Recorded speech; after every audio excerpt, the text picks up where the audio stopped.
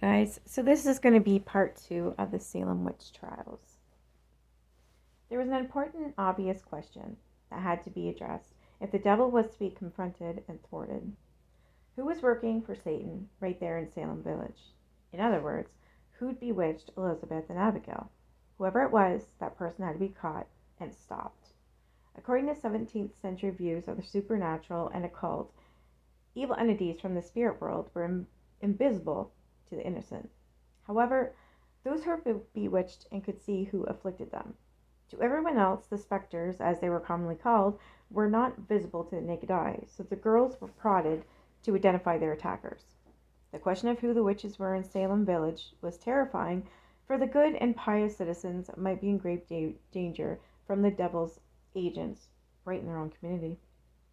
But the girls were at a loss for an explanation, for they were honestly unable to identify anyone, since they were likely reacting to their fears of the occult, not to any particular individual. Unfortunately, village leaders and the clergy could not allow the situation to continue without finding someone to blame. One village resident, Mrs. Mary Sibley, a true Puritan busybody, in author Alice Dickinson's words, decided she'd get to the bottom of the problem. Sibley had apparently located an old recipe that was able to force someone afflicted by witchcraft to identify the sorceress. It was called the witch cake, and Mrs. Sibley gave the ingredients to Tituba for her to create the concoction. It was to be made of rye meal mixed with children's urine. When Reverend Parris discovered Sibley's plan, he declared furiously that a witch cake was a form of magical potion. It is going to the devil for help against the devil, he reprimanded. The devil has been raised among us, and his rage is vehement and terrible. Now the children grew increasingly frightened and agitated, for they were in a position where someone had to be identified as a witch if they were to obey their elders, who could be quite intimidating and punishing. So the girls accused not one but 3 local women as those responsible for their suffering. They were Sarah Good, Sarah Osborne, and Tituba. Why Elizabeth and Abigail named these 3 individuals? Anyone who lived in Salem at that time understood. Sarah Good was poor and disheveled, a rather crude woman who had no real home to call her own, but instead roamed through the streets begging for refuge for herself and her children. To other villagers, she was considered unsightly and of poor breeding and reputation.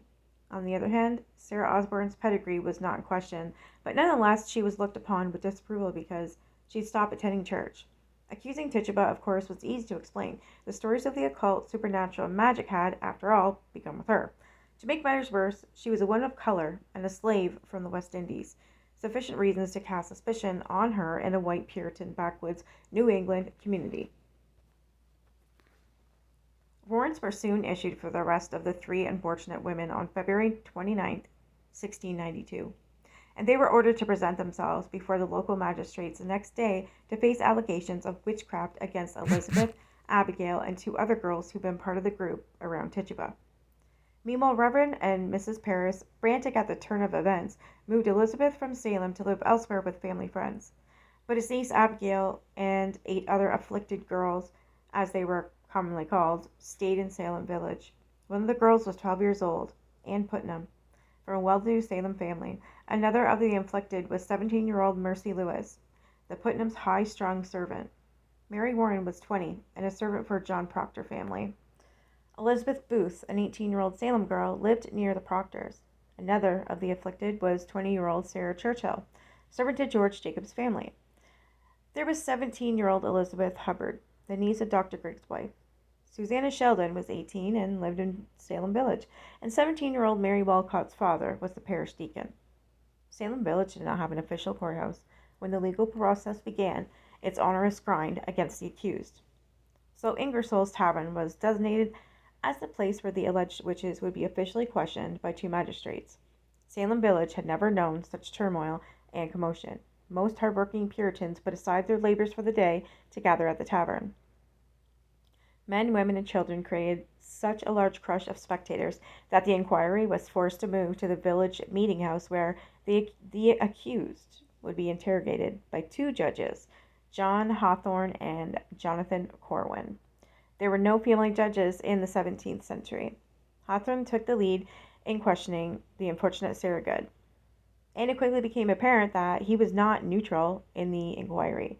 He had no doubts about witchcraft's dangers, and his tone suggested that he already believed Sarah Good was guilty. All that remained was to force a confession from her. Sarah Good, what evil spirit have you familiarity with? Hawthorne asked pointedly. None, she answered. Have you no contract with the devil? No, Sarah said.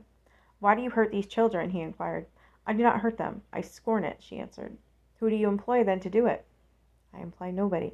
What creature do you employ then? The judge persisted. No creature, but I am falsely accused, Good answered. The alleged victims, the bewitched girls, were present, and now it was their turn to be questioned. Hawthorne asked them if Sarah Good was the one who caused their suffering. Yes, they answered, it was she. Then suddenly they fell into a succession of convulsions and screamed that they were in pain. Judge Hawthorne, who'd watched the outburst intently, asked, Sarah Good, do you not see now what you have done? Why do you not tell us the truth? Why do you torment these poor children? But Mrs. Good did not waver in the face of the accusatory nature of the question or the girl's fits. She repeated she had nothing to do with their affliction, but she did not hesitate to blame Sarah Osborne. Apparently Sarah Good was an unsympathetic presence. In the official record of the proceedings, the clerk who transcribed her testimony indicated that her answers were in very wicked, spiteful manner, and included abusive words and many, many lies. And the court transcript also noted that even Sarah Good's husband said that he was afraid that she was either a witch or would be one very quickly. Next to be examined was Sarah Osborne, who also pleaded innocence to the accusations. But insisting she was not guilty, Osborne allowed it that it might have been her specter that was responsible for the bewitching, or perhaps the devil had disguised himself to look like her, although she had no contract whatsoever with the evil one. When it was Tituba's turn to be questioned, she at first maintained her innocence, then changed her testimony and admitted she had contact with Satan. The devil came to me and bid me to serve him, she announced to the court. She explained how, in exchange for her loyalty, the devil vowed to bestow her splendid possessions. Tituba also acknowledged that she signed the devil's book, Red Like Blood. Then she implicated both Sarah Good and Sarah Osborne, claiming they also, among others, had made their marks in this book. 4 women sometimes hurt the children. Goody Osborne and Sarah Good, and I do not know who the others were. Sarah Good and Sarah Osborne would have me hurt the children, but I would not, Tituba explained. She went on to describe the specter of a tall man dressed in black. According to Tituba, the man told her he'd injure her unless she agreed to afflict the girls. Once the specter commanded, kill the children, the apparition was also adept at shape-shifting. It could change shape from a man to a dog or even a hog. A yellow bird accompanied the specter, Tituba added. As well, Sarah Good had a yellow bird that acted as her familiar. Sarah Osborne's familiars were a yellow dog and a thing with a head like a woman, with 2 legs and wings. There was yet another demonic entity, a being that walked erect, covered in hair, and perhaps 2 or 3 feet in height. There were also specters of red and black rats that beckoned her. Serve me. Tituba confessed that the evil specter attacked the girls, but she hastily added she'd not acted of her own free will. She'd been coerced. She also admitted that she and other witches sailed through the air on wooden staffs or poles to perform acts of sorcery. Tituba certainly knew how to spin a gripping story. Whether she actually believed everything that she was telling the magistrates has long been open to historical debate. More likely, she was shrewd enough to say what she knew her Puritan judges wanted to hear. However, her belief in witchcraft was certainly genuine, notwithstanding her presumed embellishments. It is also possible that Tituba experienced what Alice Dickinson described as hysterical hallucinations and was convinced some of what she confessed was factual.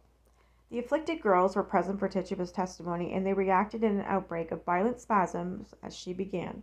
Then they quickly calmed down as she spoke. Meanwhile, those in the crowded meeting house listened as Dickinson wrote in fascinated horror. If that was Tituba's goal, she certainly succeeded. The naive and superstitious of Salem were stunned to hear a confession that the devil was doing his nefarious work right in their own village.